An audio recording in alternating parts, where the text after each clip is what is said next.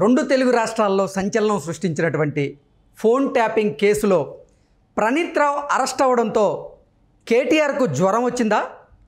ప్రణీత్ రావు నిజాలు చెబితే నేను జైలుకి వెళ్ళడం ఖాయమని కేటీఆర్ భావించారా? అందుకే ఆ భయం వల్లే ఆయనకి జ్వరం వచ్చిందా అంటే అవుననే సమాధానం ఇస్తున్నారు కొంతమంది రాజకీయ విశ్లేషకులు. ఇక ఇదే అంశానికి సంబంధించి మనతో మాట్లాడేందుకు ప్రముఖ రాజకీయ విశ్లేషకులు, ప్రముఖ సీనియర్ జర్నలిస్ట్ సిఎస్ రావు గారు మనతో ఉన్నారు. సార్తో మాట్లాడదాం. సార్ నమస్తే. సార్ నమస్తే. సార్, రెండు తెలుగు రాష్ట్రాల్లో సంచలనం సృష్టించినటువంటి ఈ ఫోన్ ట్యాపింగ్ కేసులో ప్రణీత్ రావు అరెస్ట్ అయిన నేపథ్యంలో ప్రణీత్ రావు అరెస్ట్ వల్ల కేటీఆర్కి జ్వరం వచ్చిందని, ప్రణీత్ రావు నోరు తెరిచి నిజాలు చెబితే అది కేటీఆర్ మెడకు చుట్టుకునే అవకాశం ఉందని భావించే కేటీఆర్ జ్వరం తెచ్చుకున్నారు అంటూ కూడా ఒక వార్త ఇప్పుడు సోషల్ మీడియాలో చక్కర్లు కొడుతుంది. అసలు ఈ ఫోన్ ట్యాపింగ్లో ప్రణీత్ రావు గారిని అరెస్ట్ చేయడం ఏంటి, కేటీఆర్ గారికి జ్వరం రావడం ఏంటి సార్? అసలు ఇదంతా ఏం జరిగింది తెర వెనక? అంటే సోషల్ మీడియాలో అయితే సెటైరిక్గా ఇది ప్రణీత్ రావు అరెస్ట్ అయ్యాడు, కేటీఆర్కి జ్వరం వచ్చింది, కరీంనగర్ సభకు దూరంగా ఉన్నాడు అనేది బాగా ట్రోల్ అవుతున్నటువంటి న్యూస్ అది. ఇంకోటి ఏంటంటే కల్వకుంట్ల ఫ్యామిలీకి ఒక కామన్ సింటమ్ ఉంది. సింటమ్స్ అలానే ఉంటాయి, కామన్ సింటమ్స్. ఇప్పుడు నరేంద్ర మోడీ ప్రధానమంత్రి హోదాలో తెలంగాణకు వస్తే ఇమీడియట్గా కేసీఆర్కి జ్వరం వచ్చేది లేదా అస్వస్థత వచ్చేది. ఆ ప్లేస్లో శ్రీనివాస్ యాదవ్ని పంపించేవాళ్ళు, నరేంద్ర మోడీని ఆహ్వానించారు. అవును, తలసాని శ్రీనివాస్ యాదవ్ గారు. ఎప్పుడు నరేంద్ర మోడీ వచ్చినా కానీ అస్వస్థత లేదంటే జ్వరం, ఈ రెండే ఉండేవి. అలాగే ఇప్పుడు ప్రణీత్ రావుని అరెస్ట్ చేసిన తర్వాత కేటీఆర్కి జ్వరం అనేది ఇప్పుడు వినిపిస్తుంది. ఇప్పుడు కరీంనగర్ సభ అనేది ఒక ఎన్నికలకు సంబంధించినటువంటి ఒక పెద్ద శంకారావాన్ని మేము పూరిస్తున్నాము అని చెప్పి అన్నారు. ప్లస్ సిరిసిల్ల అనేది ఆయన ఎమ్మెల్యేగా ఉన్నాడు, కరీంనగర్ మొత్తం ఆయన చూస్తున్నారు. సో కేసీఆర్ అక్కడ పార్టిసిపేట్ చేస్తున్నారు, కేటీఆర్ కూడా వెళ్ళాలి కదా, కేటీఆర్ ప్రచారం చేయాలి కదా, కేటీఆర్ ఆ సభలో పాల్గొనాలి కదా. కానీ కేటీఆర్ మాత్రం నాకు జ్వరం వచ్చింది, నాకు అంత ముందు రోజు అక్కడికి వెళ్ళొచ్చాను, నాకు జ్వరం వచ్చింది అని చెప్పి 3 days నుంచి జ్వరం వచ్చిందని చెప్పి నేను ట్రీట్మెంట్ తీసుకుంటున్నాను, అస్వస్థత ఉందని చెప్పి ఆయన చెప్తే కొన్ని మీడియాలో, వాళ్ళ సొంత మీడియాలో, పింక్ మీడియాలో కూడా వచ్చింది. అంటే 3 రోజుల క్రితమే ఈ ఫోన్ ట్యాపింగ్ కేసులో ప్రణీత్ రావు అరెస్ట్ అయ్యారు. 4 days బ్యాక్ పోలీసులు అదుపులో తీసుకున్నారు. మనకు అందుతున్నటువంటి unofficial information. It is not. అంటే 3 రోజుల నుంచి కేటీఆర్ గారికి జ్వరం అంటే అంతే సేమ్. ఇప్పుడు ప్రణీత్ రావుని ఎప్పుడైతే పోలీసులు అదుపులో తీసుకున్నారో అదే రోజు నుంచి బాగలేదు అన్నట్టుగా ఇప్పుడు పింక్ మీడియాలో చెప్తున్నారు. పింక్ మీడియాలో ఎప్పటి నుంచి 2-4 రోజుల నుంచి జ్వరం వచ్చింది కేటీఆర్కి అని చెప్తున్నారు. వాస్తవంగా కేటీఆర్ చాలా 4 రోజుల ముందు కనుక చూస్తే చాలా దూకుడుగా కనిపించారు. రేవంత్ రెడ్డిని రకరకాలుగా విమర్శలు కూడా చేశారు. నువ్వానైనా తేల్చుకుందాం, ఎన్నికల్లో తెలుసుకుందాము అని చెప్పి రకరకాలుగా మాట్లాడారు. రకరకాలుగా అసలు ఆ పరుష పదజాలాన్ని మనం ప్రస్తావించడానికి కూడా అవకాశం లేదు. అంత పరుష పదజాలాన్ని ఉపయోగించి మాట్లాడటం జరిగింది. సరే, దానికి కౌంటర్గా రేవంత్ రెడ్డి కూడా అదే మాట్లాడుతున్నారు. ఇప్పుడు చాలా పరుష పదజాలను ఉపయోగిస్తున్నారు. సో ఇప్పుడు కేటీఆర్ అయితే రెస్ట్లో ఉన్నారు అని చెప్తున్నారు, వాళ్ళ పింక్ మీడియా చెప్తున్న దాని ప్రకారం. సో కేటీఆర్ ఏంటి, కేటీఆర్ ఉద్దేశంలో ఏంటి, మేము ఇంత కాళేశ్వరం కట్టించకుండా మేము 30 యూట్యూబ్ ఛానల్స్ పెట్టుకుంటే మేము గెలిచిండే వాళ్ళం, 3వ సారి కూడా అధికారంలోకి వచ్చిండే వాళ్ళం అని చెప్తున్నారు ఆయన. ఇప్పుడు యూట్యూబ్ ఛానల్స్ పెట్టుకున్నారు, సోషల్ మీడియాని బాగా బలోపేతం చేశారు, బ్లూ మీడియా, పింక్ మీడియా కలిసి ప్రచారం చేసుకుంటున్నారు. అసలు వాళ్ళకి 90% మీడియా వాళ్ళ చేతుల్లోనే ఉంది. ఇప్పుడే కాదు, అంతకుముందు కూడా ఉంది. ఇప్పుడు మళ్ళీ కొత్తగా కూడా సోషల్ మీడియాని ఫోకస్ చేశారు, సోషల్ మీడియాని బలోపేతం చేస్తూ ఉన్నారు వాళ్ళు. సో ఇంత చేస్తున్నారు కదా, మరి దుమ్మెత్తిపోయటానికి ఇప్పుడు 100 రోజులు కాడ కాంగ్రెస్ ప్రభుత్వం ఏర్పడి ఈ 100 రోజుల్లోనే అసలు ఎందుకు బీఆర్ఎస్ పార్టీని ఓడించామని బాధపడుతుంది తెలంగాణ సమాజం అని ప్రచారం మొదలుపెట్టారు. కాళేశ్వరం ప్రాజెక్ట్ అనేది అది రిపేర్ చేయలేకుండా కావాలని చేస్తున్నారు అనేది ఒకటి. ఇంకో విచిత్రమైనటువంటిది ఏంటంటే చాలా స్పష్టంగా వివరించాలి. కల్వకుంట్ల ఫ్యామిలీ మాటకారితనం, వాళ్ళ యొక్క టాలెంట్ ఎలా ఉంది, మిస్మరైజ్ చేయటంలో, పబ్లిక్ని పక్కదో పట్టించడంలో, మిస్మరైజ్ చేయటంలో ఎంత టాలెంట్ అనేది నేను 2-3 చెప్తాను ఉదాహరణలు. ఇప్పుడు వాటర్ ప్రాబ్లం వచ్చింది, వర్షాభావ పరిస్థితులు, వర్షాలు రాలేదు. కానీ వీళ్ళు ఏం చెప్తున్నారు, కాంగ్రెస్ పార్టీ ప్రభుత్వం వచ్చిన తర్వాత కృత్రిమ కరువుని తీసుకొచ్చారు అని చెప్పి ప్రచారం చేస్తున్నారు. కరువుని కృత్రిమంగా తీసుకొచ్చారంట. అంటే కాంగ్రెస్ పార్టీ కావాలని కరువుని సృష్టించింది అని చెప్తున్నారు. కరువుని ఎవరైనా కృత్రిమంగా సృష్టించగలరా? సృష్టించే ఛాన్స్ లేదు. వర్షాలు పట్టలేదు, అదే కేసీఆర్ ఉన్నప్పుడు పుష్కలంగా పడ్డాయి అని చెప్పి చెబుతున్నారు. మరి కేసీఆర్ ఉన్నప్పుడు వరంగల్ మునిగిపోయింది, హైదరాబాద్ మునిగిపోయింది, ఈ చెప్పట్లా. అంటే వేసవకాలంలో వర్షాలు ఎలా పడతాయని? జనరల్గా నీటి ప్రాబ్లం లేదు గతంలో, ఇప్పుడు నీటి ప్రాబ్లం వచ్చింది.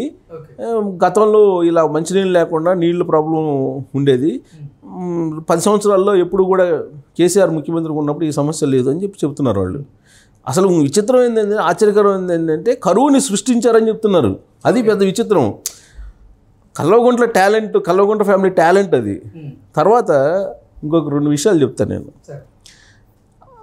వరంగల్ మునిగిపోయింది, తర్వాత హైదరాబాద్ మునిగిపోయింది. అప్పుడు భారీ వర్షాలు పడి మునిగిపోయినప్పుడు ఆయన ఏం చెప్పాడు తెలుసా?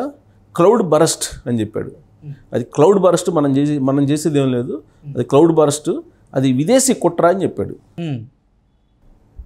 ఆయన.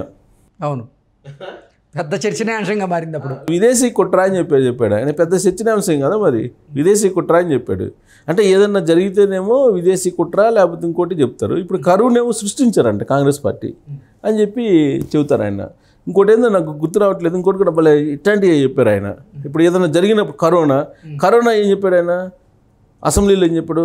కరోనా అదే ఉంది, వెళ్ళిపోద్ది, అది ఎంత జస్ట్ మనకి మనం 30 పారాసిటమాల్ గోళీ వేసుకుంటే పోతుంది అని చెప్పి అందరిని రోడ్డును పడేశాడు. కరోనా టైంలో కేసీఆర్ బయట రాలా, కేసీఆర్ ఫ్యామిలీ బయట రాలా, హాస్పిటల్ కోల్పెట్టారు. 70 లక్షల నుంచి 1,50 లక్షలు, 2 కోట్లు బిల్లు వేసిన వాళ్ళు కూడా ఉన్నారు. అది ఆయనకున్నటువంటి సమాజం పట్ల, తెలంగాణ సమాజం పట్ల ఉన్నటువంటి బాధ్యత. ఇప్పుడు ఏమంటారు? కేసీఆర్ కాంగ్రెస్ ప్రభుత్వం వైఫల్యం చెందింది అని చెప్పి చెబుతారు. సో ఇప్పుడు ఇంకోటి ఏంటంటే, చంద్రబాబు నాయుడిని క్లోజ్ చేయడానికి కోర్టుకు నోటు కేసు బయటికి తీసుకొచ్చారు. అప్పుడు కూడా ఫోన్ ట్యాపింగ్కి సంబంధించిన కేసు ఇప్పటికి కూడా ఉంది. ఆంధ్రప్రదేశ్ ప్రభుత్వం ఫోన్ ట్యాపింగ్ కేసు పెట్టినటువంటి కేసు ఇప్పటికి కూడా ఉంది. సో ఆ కేసుకు సంబంధించి అసలు ఓటుకు నోటు కేసు అప్పటి నుంచి ఎంతమందిని వీళ్ళు ట్యాప్ చేశారు ఏంది అనేది బయటకు వస్తుంది. ఇప్పుడు అసలు కేటీఆర్కి ఎందుకు జ్వరం వచ్చింది? ఇప్పుడు సంతోష్ రావు ఏం చెప్తున్నాడు? నా ఫోన్కి కూడా ట్యాప్ అయిందని చెప్పి ఆయన చెప్పినట్టు ఒక ఇంగ్లీష్ పత్రికలో, నేషనల్ మీడియాలో వచ్చింది. ఇదంతా నేషనల్ మీడియాకి వెళ్ళిపోయింది, ఢిల్లీకి వెళ్ళిపోయింది మొత్తం వ్యవహారం. ఇప్పుడు త్వరలోనే సిబిఐ ఎంక్వైరీ చేసినా ఆశ్చర్యపోతున్నావు నువ్వు. ఎందుకనంటే ఇది బీజేపీకి సంబంధించిన ఇష్యూ కూడా. బీజేపీ వాళ్ళు కూడా బాధితులే, కేసీఆర్ బాధితులే, బీజేపీ వాళ్ళు కూడా. ఎందుకు బాధితులు అంటే వాళ్ళు ఎంత డ్యామేజ్ చేశారంటే బీజేపీని, నరేంద్ర మోడీ ప్రభుత్వాన్ని, నరేంద్ర మోడీ పరిపాలనని.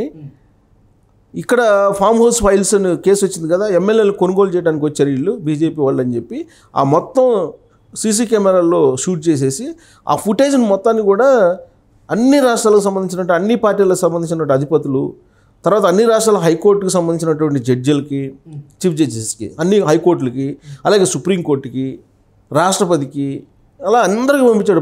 మొత్తం దేశవ్యాప్తంగా అందరికీ పంపించేశాడు ఫుటేజ్. ఇదిగో బీజేపీ ఇలా చేస్తున్నారు, నరేంద్ర మోడీ ఇలా చేస్తున్నారు అని చెప్పి పంపించారు. తీరా ఆ కేసు చూస్తే ఫోన్ ట్యాపింగ్ వ్యవహారం బయటపడింది. ఇప్పుడు అంత బదనాం చేశాడు బీజేపీని దేశవ్యాప్తంగా. ఇప్పుడు వాళ్ళు ఎందుకు వదులుతారు? రాజకీయంగా వదలరు కదా. బీజేపీతో పొత్తు పెట్టుకోవాలని చెప్పి ప్రయత్నం చేశారు బీఆర్ఎస్ పార్టీ. కానీ బీజేపీ బ్లంట్గా వ్యతిరేకించింది. కారణం ఏంటంటే ఇదే, ఈ ఫోన్ ట్యాపింగ్ వ్యవహారం, ఇవన్నీ కూడా. సో ఇప్పుడు సంతోష్కి ఏమో ఫోన్ ట్యాపింగ్ అయిందని చెప్పి ఆయన అంటున్నాడు. అసలు దీన్ని చేయించింది ఎవరు అని అంటే, దీని మీద జ్వరం ఎవరికి వచ్చింది? వాళ్ళు చేయించారనేది ఇప్పుడు వినిపిస్తున్నటువంటి రాజకీయ వర్గాల్లో మాట. ఇప్పుడు యాక్చువల్గా సంతోషరావు అనే అతను టైం టు టైం గుళికలు వేస్తాడు అవసరమైనప్పుడు ఎవరికి, కేటీఆర్కి. ఆయన సక్రమంగా చూసుకుంటాడని చెప్పేసి ఆయన తప్ప ఎవరు నమ్మడు కేసీఆర్. అది మిగిలినటువంటి ఫ్యామిలీకి గిట్టదు అనేది అప్పట్లో వచ్చినటువంటి ప్రగతి భవన్ న్యూస్. అక్కడ ఫ్యామిలీ గొడవలు ఉన్నాయి ఇంటర్నల్గా. సో మీరు ఫోన్ ట్యాపింగ్ సంతోష్ కూడా ట్యాప్ అయ్యింది అని అంటే ఎవరు చేయించుంటారు అనే దాని మీద క్లారిటీ వస్తుంది, చూసే వాళ్ళకు వస్తుంది, వినే వాళ్ళకు కూడా వస్తుంది. సో ఇప్పుడు ఇమీడియట్గా ఈ కేసు అంటుకునేది ఎవరికైనా అంటే జ్వరం వచ్చినటువంటి వాళ్ళకు అంటుకునే అవకాశం ఉంది అని చెప్పి మనం ఒక కంక్లూజన్కి రావచ్చు. ఇప్పుడు ఆయన అరెస్ట్ కూడా చేశారు కాబట్టి ఇప్పుడు నాకు తెలిసినంత వరకు అప్రూవర్ గారు మారి ఉంటారు, లేకపోతే ఇమీడియట్గా అరెస్ట్ చూపించరు. అరెస్ట్ చూపిస్తే కోర్టులో పెడితే రిమాండ్కి పంపిస్తారు. ఆ తర్వాత కోర్టులో ఈ పార్టీగా రావాల్సినటువంటి ఇన్ఫర్మేషన్ మొత్తం తెలంగాణ పోలీసులు లాక్కొని ఉంటారు, పగడ్బందీగా లాక్కొని ఉంటారు, డౌటే లేదు. లేకపోతే అరెస్ట్ చూపించారు కదా, ఇమీడియట్గా అరెస్ట్ చూపించారు.